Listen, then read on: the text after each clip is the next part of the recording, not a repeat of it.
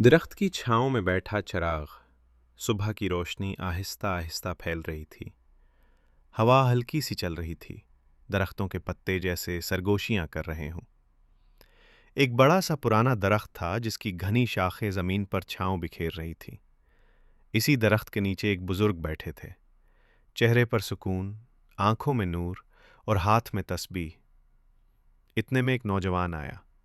اس کے قدم بھاری تھے، چہرہ تھکا ہوا اور آنکھوں میں کچھ ٹوٹے ہوئے خواب دکھائی دیتے تھے۔ وہ آہستہ سے سلام کرتا ہے اور بزرگ کے سامنے بیٹھ جاتا ہے۔ وہ دھیرے سے بولتا ہے، حضور، میں تھک گیا ہوں۔ میں نے بہت کوشش کی، لیکن حالات سدھر ہی نہیں رہے۔ کاروبار ختم ہو گیا ہے، گھر میں پریشانیاں ہی پریشانیاں ہیں۔ مجھے لگتا ہے اللہ مجھ سے ناراض ہے۔ بزرگ نے تسبیح روک دی اور محبت بھری نگاہ سے اسے دیکھا۔ بیٹا، کبھی کبھی مشکلات اللہ کی ناراضگی نہیں ہوتی، بلکہ اللہ اپنے بندے کو اوپر اٹھانے کی تیاری کر رہا ہوتا ہے۔ جیسے مٹی میں دبایا ہوا بیج باہر آنے سے پہلے اندھیروں میں رہتا ہے، پھر وہی بیج اگ کر درخت بنتا ہے۔ نوجوان آہستہ سے کہتا ہے، لیکن حضور، میں نے بہت دعائیں کی، پھر بھی کچھ نہیں ہوا۔ بزرگ نے درخت کے تنے کو سہلاتے ہوئے کہا، یہ درخت کبھی اتنا مضبوط نہیں تھا۔ بارشوں نے اسے بھگویا، طوفانوں نے اسے ہلایا، دھوپ نے جلایا اور سردیوں نے ٹھٹھرا دیا، لیکن ان سب نے اسے مضبوط بنایا۔ آزمائشیں انسان کو توڑنے نہیں آتی، بنانے آتی ہیں۔ اللہ جب لے کر آزماتا ہے تو وہ دراصل تیرا ہاتھ تھام رہا ہوتا ہے، بس ہمیں محسوس نہیں ہوتا۔ نوجوان کی آنکھوں میں آنسو آ گئے۔ تو کیا یہ سب میری بھلائی کے لیے ہے؟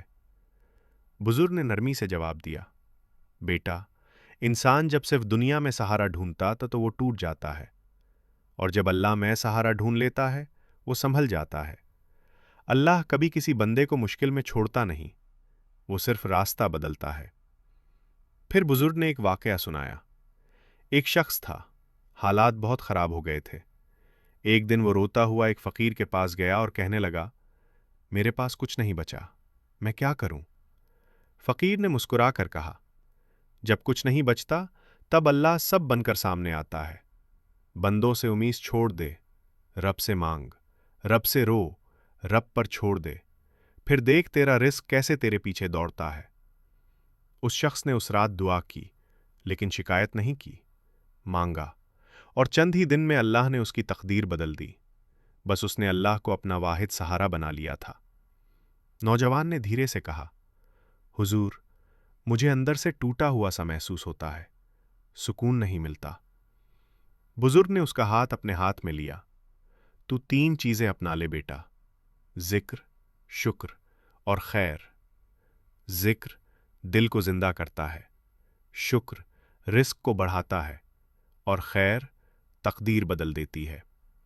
ہر روز کسی کے لیے خیر کرو، چاہے ایک مسکراہٹ ہی کیوں نہ ہو، چاہے ایک روٹی ہی کیوں نہ ہو۔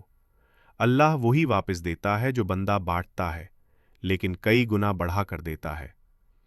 ہوا کا جھونکا چلتا ہے، پتے ہلتے ہیں۔ نوجوان گہرا سانس لیتا ہے، جیسے دل کا بوجھ اتر رہا ہو۔ وہ اٹھتا ہے اور کہتا ہے، حضور، میں کوشش کروں گا، میں خیر بھی بانٹوں گا اور شکر بھی کروں گا۔ وقت گزرتا ہے۔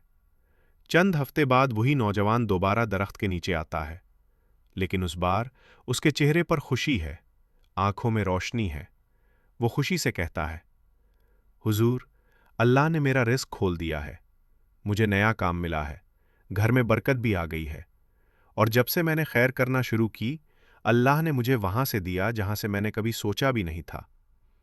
بزرگ مسکراتے ہیں اور کہتے ہیں، میں نے کہا تھا بیٹا، اللہ کبھی کسی کا خیر ضائع نہیں کرتا۔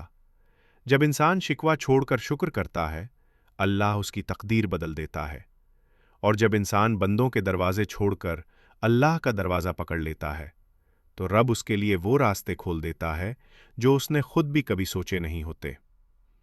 درخت کی چھاؤں میں بیٹھے دونوں کے چہروں پر سکون تھا، اور فضا میں صرف ایک پیغام گونج رہا تھا، اللہ کے فیصلے ہمیشہ بہترین ہوتے ہیں، بس ہمیں صبر کرنا ہوتا ہے اور تھوڑی سی خیر بانٹنی ہوتی ہے۔